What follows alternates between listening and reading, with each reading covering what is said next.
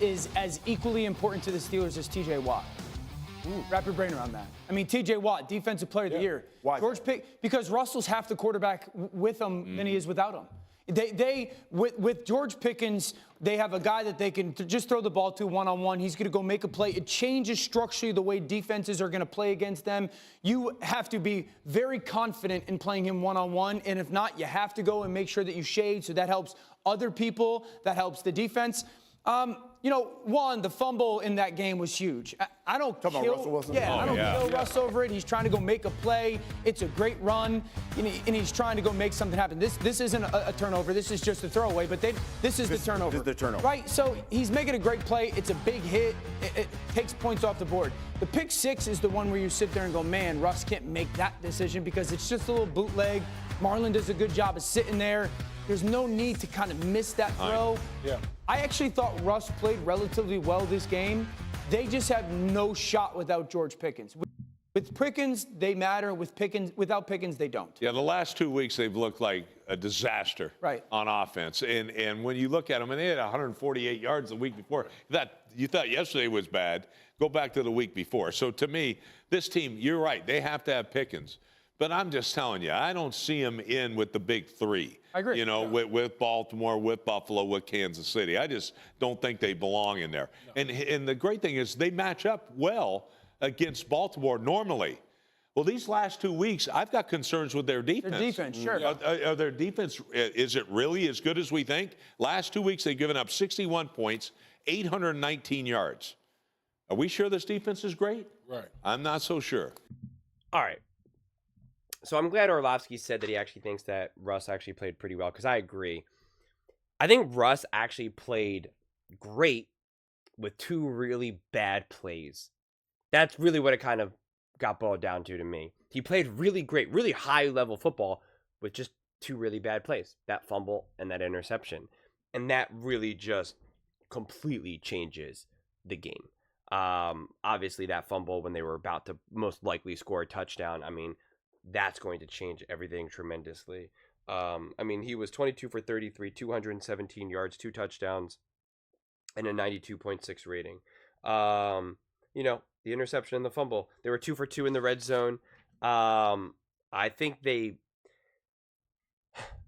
terms of questioning their defense, again, it's tough when you're coughing the ball up, which is what they did these last 2 games.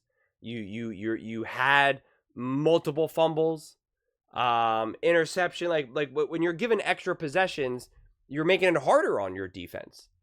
And so that's why this team needs to be more complementary. And when you are going to be a more defensive-led team, you certainly got to take care of the ball.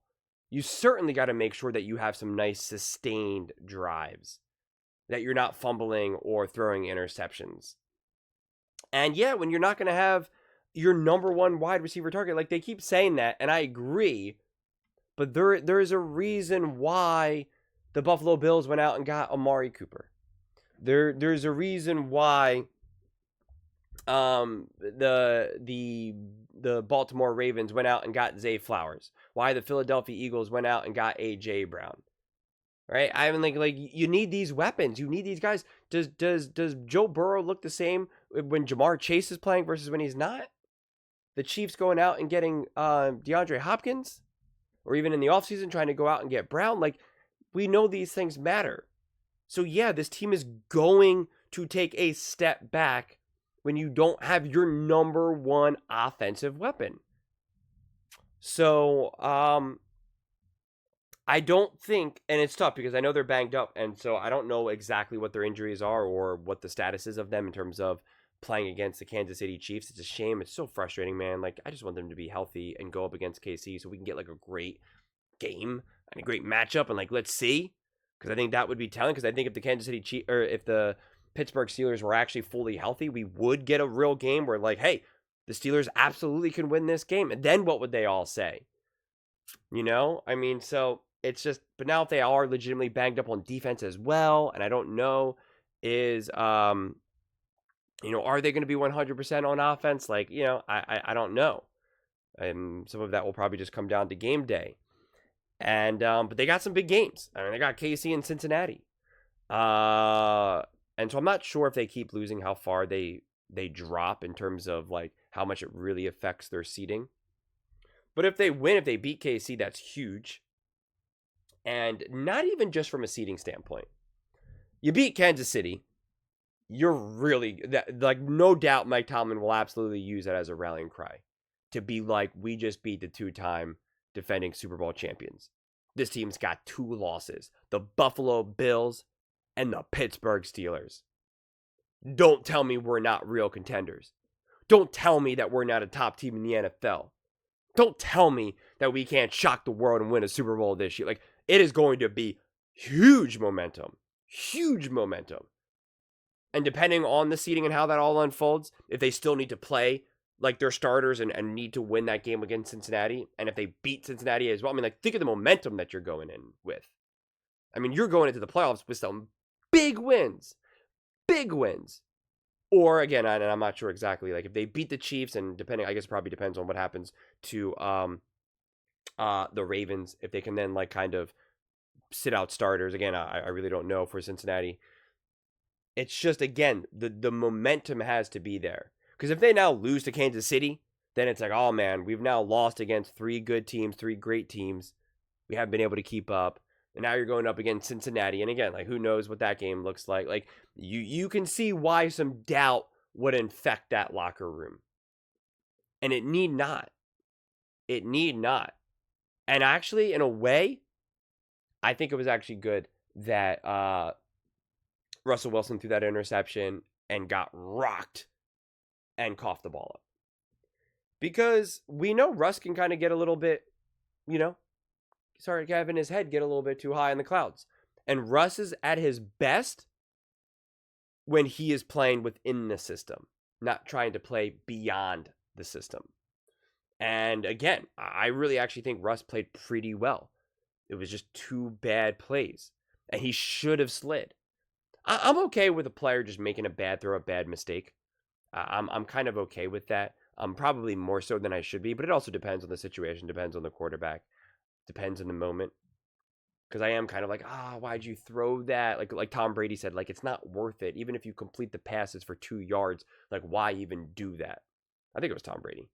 And so I get it.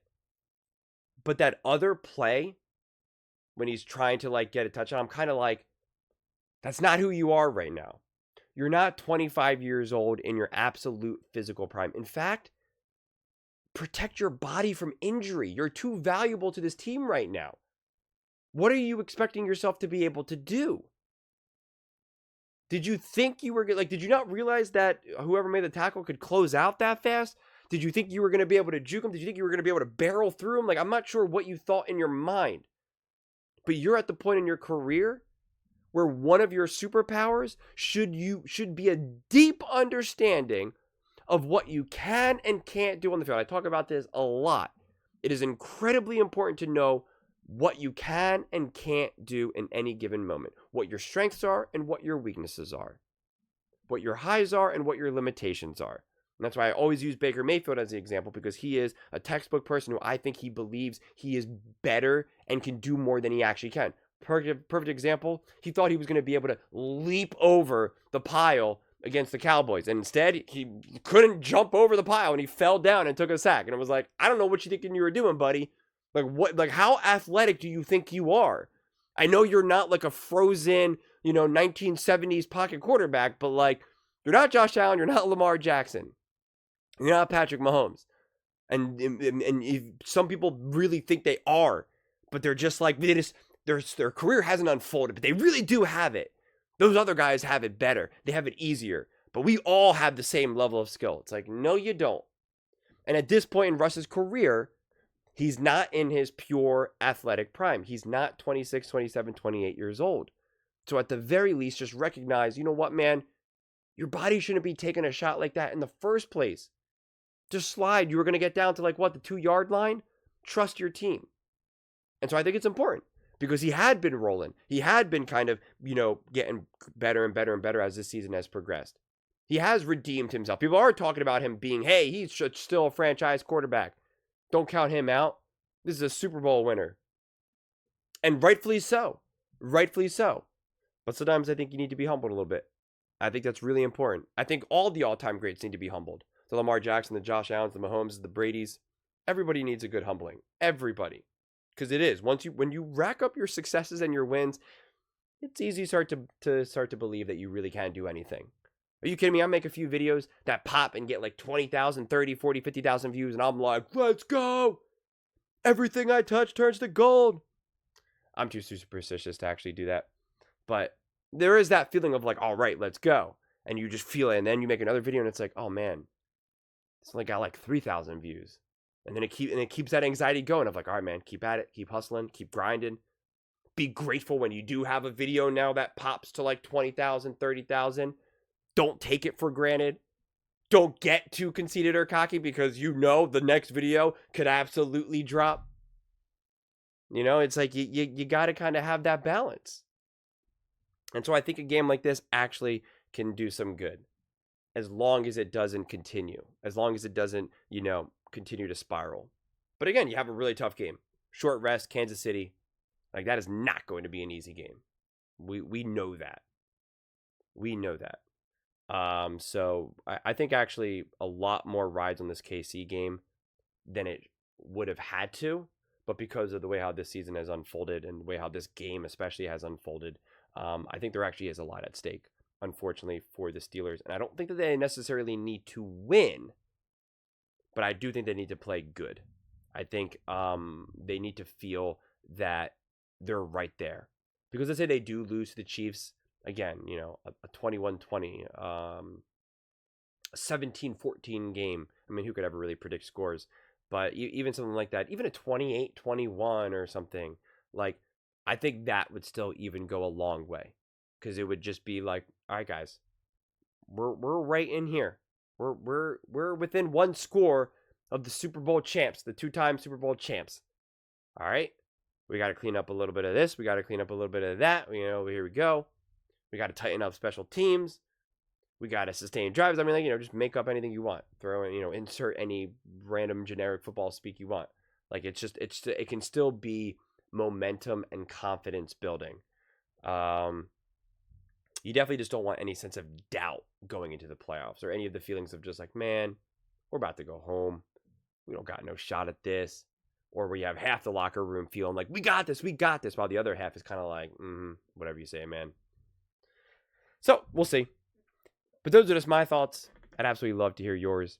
What do you guys all think about the Pittsburgh Steelers? Have you abandoned all hope and no longer believe in their ability to win some games and be a top contender? Let me know in the comments below. I read every single comment, so whether you agree with me or disagree with me, either way, let's get in some discussions. Let's get in some fights, but ultimately, let's just have some fun. And please do consider subscribing. We're building an amazing community here, and I'd absolutely love to see you part of it. I want to build something that we all genuinely feel connected to. Something that we're really excited to be part of. I think we're well on our way to doing it. And please don't forget to give this video a thumbs up, as it really does help with the visibility and the algorithm. Thank you so much, and see you next time.